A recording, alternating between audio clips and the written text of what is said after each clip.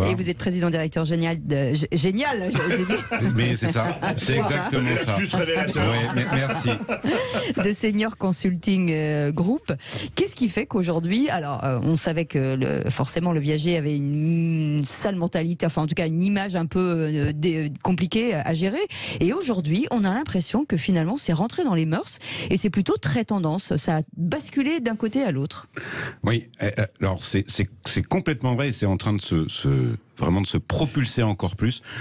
Alors il y a plein de raisons pour lesquelles le viager aujourd'hui redevient tendance. Déjà il y a un vrai changement de mentalité du point de vue des seniors, Ouais, c'est vrai. qui ont bien compris que un bien immobilier n'avait pas vocation à être transmis à ses enfants, parce que déjà aujourd'hui les enfants, un bien immobilier c'est des fois plus embêtant qu'autre chose, les familles sont éclatées, et on connaît pas grand monde qui aujourd'hui rêve de vivre dans la maison de ses parents, et les retraités trouvent qu'aujourd'hui le bien immobilier en fait c'est comme de l'épargne. C'est un capital qui se sont construits, et l'idée c'est de se dire ce capital que j'ai, qui aujourd'hui me coûte de l'argent, parce que bien sûr. Voilà, avec aujourd'hui toutes les problématiques qu'il y a, l'énergie, ça coûte de plus en plus.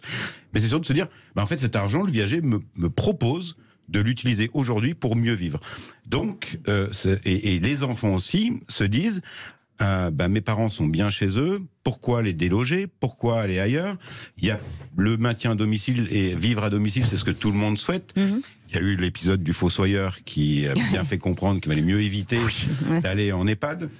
Et donc, comment on fait pour régler toutes ces problématiques? Un, bien vivre à la retraite, et deux, faire plein de choses, aider ses enfants. J'ai une solution toute simple, qui est mon bien immobilier. Je peux l'utiliser aujourd'hui pour me générer des revenus. C'est rassurant pour les personnes âgées de se dire que finalement on va pouvoir payer son loyer, parce que souvent ce sont aussi des petites retraites, c'est compliqué, et là pour le coup il y a une vraie assurance vie, j'allais dire, jusqu'au bout.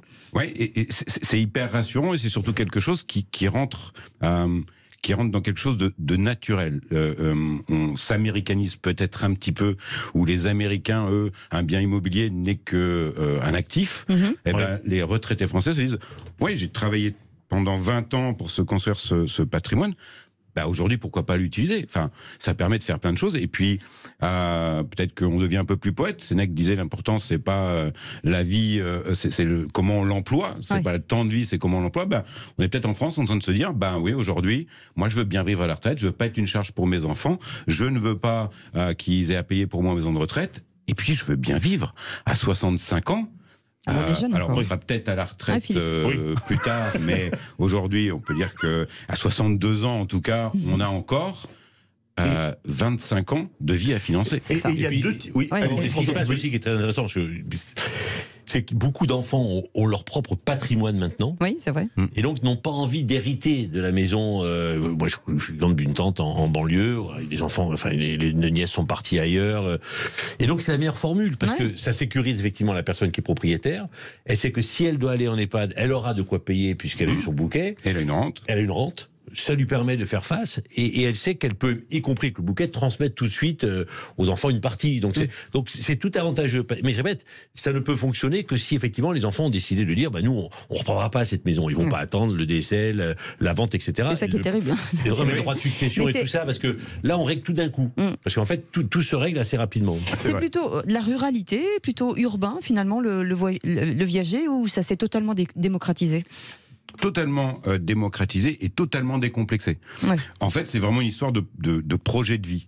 Il n'y a pas de catégories socio-professionnelles qui font appel aux viagers. On a aujourd'hui des clients qui sont autant anciens avocats, médecins, diplomates, 4 sup, que ouvriers, agriculteurs. Donc c'est vraiment complètement diffusé, parce que il y a de plus en plus d'acteurs sur ce marché, et tant mieux, parce que ça permet de le démocratiser. Il y a de plus en plus de très belles émissions qui nous permettent d'en parler, comme la vôtre, et tant mieux, parce que ça permet de le faire connaître. Parce qu'il faut quand même se dire qu'on a 11 millions de retraités propriétaires en France aujourd'hui. 11 millions. C'est énorme. Et les transactions viagères, donc moi j'appelle ça les personnes qui se permettent de réaliser un projet de vie, ça représente encore aujourd'hui que 15 000 transactions. C'est pas dû au préjugé du viager, c'est dû à la méconnaissance ou à la fausse idée qu'on en a. Oui, c'est vrai. Oui. C'est vrai. Donc aujourd'hui, les choses ont changé. En plus, on dit toujours que c'est éthique. Aujourd'hui, c'est beaucoup plus éthique, socio-responsable. On rentre dans une vision, en tout cas, de l'avenir qui est totalement différente et en phase avec la société d'aujourd'hui. Complètement, puisqu'on a aujourd'hui des investisseurs qui ont un discours et qui ont bien compris. On récupère énormément d'investisseurs expatriés ou des déçus du locatif qui disent moi j'en peux plus des locataires, des impayés, et qui se disent mon argent, où est-ce que je vais l'investir? Et si je l'investis en viager, en fait, il n'y a pas plus vertueux que ce système. Lorsque vous payez une rente à un senior, cette rente, elle va pas être mise sur un livret A.